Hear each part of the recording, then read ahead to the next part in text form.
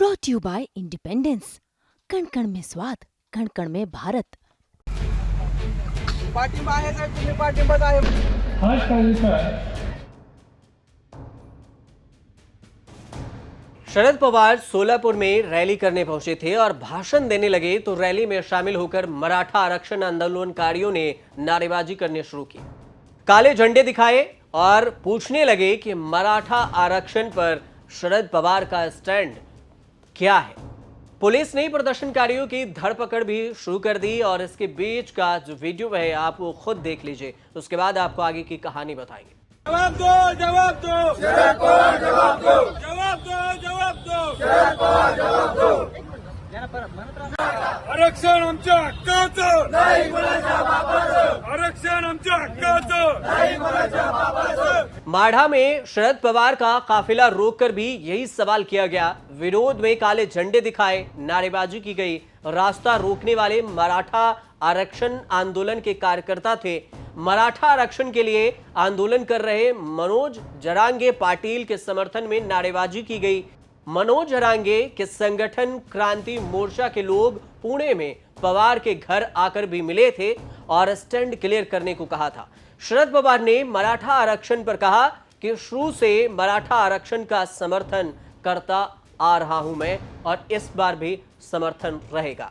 शरद पवार 4 बार महाराष्ट्र के मुख्यमंत्री रहे। 1981 में जब पहली बार कांग्रेस विधायक अन्ना साहेब पाटिल ने मराठा आरक्षण की मांग उठाई, तब शरद पवार का सीएम का पहला कार्यकाल खत्म ही हुआ था। उनके बाकी 3 कार्यकाल में आरक्षण की मांग रह रहकर उठती रही, लेकिन मराठा आरक्षण आंदोलन ने कभी जोर नहीं पकड़ा। अब चतुराई देखिए शरद पवार का, कि चतुराई से शरद पवार राजनीति करते रहे और कहा जाता है कि पवार ने कभी सार्वजनिक रूप से मराठा आरक्षण का समर्थन नहीं किया। लेकिन धीरे धीरे वक्त बदला और अब जबकि मराठा आरक्षण को लेकर आंदोलन तेज है, तब पवार न तो महाराष्ट्र की सरकार में है और न ही केंद्र सरकार में। शरद पवार फिर चतुराई से खेल गए। शिंदे सरकार से सर्वदलीय बैठक में मराठा आरक्षण मांग रहे मनोज जरांगे और ओबीसी नेता छगन भुजबल को भी बुलाया जाए, ये बात उन्होंने कही। मोदी सरकार के पाले में ऐसी गेंद फेंकी है कि आरक्षण की सीमा 50% से ऊपर वही बढ़ा सकते हैं। महाराष्ट्र सरकार को सबसे बड़ी बात यह है कि बात करके केंद्र सरकार को ऐसा करने के लिए कहना पड़ेगा, और यह बात शरद पवार ने कही कि महाराष्ट्र सरकार बात करे।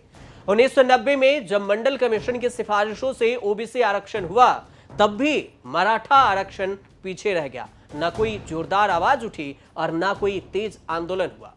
2016 के बाद मराठा आरक्षण की मांग नए सिरे से तेज हुई। मोर्चा संभाला मनोज जरांगे पाटिल ने। आरक्षण की आग में जलने लगी बीजेपी। लंबे समय तक राज करने वाली कांग्रेस या शरद पवार तक ये आंच नहीं गई कि राजनीति असर के बाद भी क्यों नहीं मराठा समुदाय को आज तक आरक्षण मिला।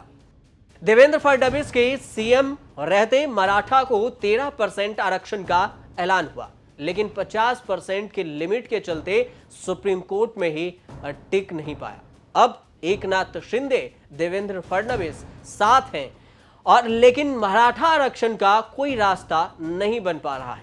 अचानक से आंदोलन की सुई शरद पवार की ओर फिर से घूमी है कि फडणवीस ने तो 13% आरक्षण दिया था। 4 बार सीएम रहते हुए शरद पवार ने मराठा आरक्षण के लिए आज तक क्या किया? यही सवाल आंदोलनकारी भी शरद पवार से पूछ रहे हैं। लोकसभा चुनाव में कांग्रेस उद्धव ठाकरे के साथ शरद पवार की पार्टी ने बढ़िया प्रदर्शन किया। माना जाता है कि बीजेपी एनडीए को लोकसभा चुनाव में मराठा आरक्षण आंदोलन से काफी नुकसान भी हुआ। अब विधानसभा चुनाव की बारी है और इसी साल महाराष्ट्र में विधानसभा चुनाव होने हैं। पवार ने कुछ नहीं किया वाले अतीत की याद दिलाना घातक भी हो सकता है।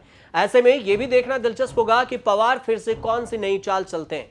चुनाव से पहले प्रो मराठा आरक्षण अप्रोच दिखाते हुए पवार ने लंबा रास्ता सुझाया है। कह रहे हैं कि सुप्रीम कोर्ट से निर्धारित 50% की लिमिट सरकार बढ़वा लेगी तो आरक्षण देना बढ़िया रहेगा।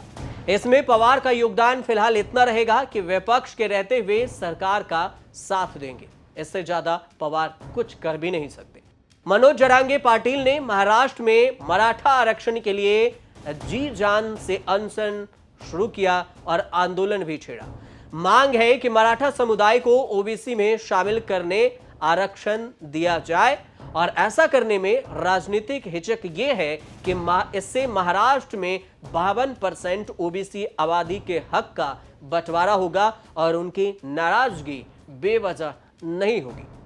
देखना दिलचस्प ये होगा कि विधानसभा से पहले मराठा आरक्षण को लेकर क्या कुछ राजनीतिक समीकरण निकलकर सामने आते हैं और क्या कुछ नए नए बयानबाजी सामने आती हैं, क्या कुछ एक्शन लिया जाता है सरकार की तरफ से और कितना समर्थन करती है विपक्ष। राजनीति में जब चुनाव होगा इसमें विधानसभा के इसी साल, तो फिर इसका परिणाम क्या निकलकर सामने आएगा ये आने वाला वक्त ही बताएगा। फिलहाल आप देखते रहिए न्यूज़ तक।